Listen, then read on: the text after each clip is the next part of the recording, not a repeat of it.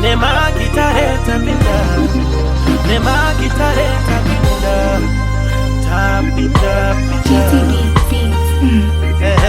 Number one producer. Ngati zakubadalaishi, tapota nenyika tafamba mamaira. Zakubadalaishi, industry ya kufaya beduwe. Zakubadalaishi, tapota nenyika tafamba mamaira. Zakubadalaishi, industry ya kunaga beduwe.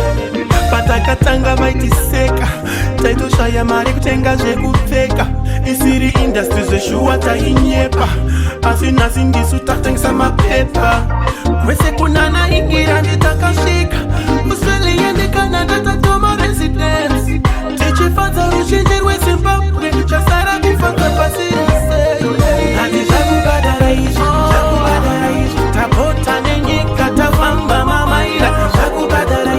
Zakubadalaishi, industry ya kufaya beduwe. Zakubadalaishi, tapota nenyika tafamba mamaira. Zakubadalaishi, industry ya kunaga beduwe.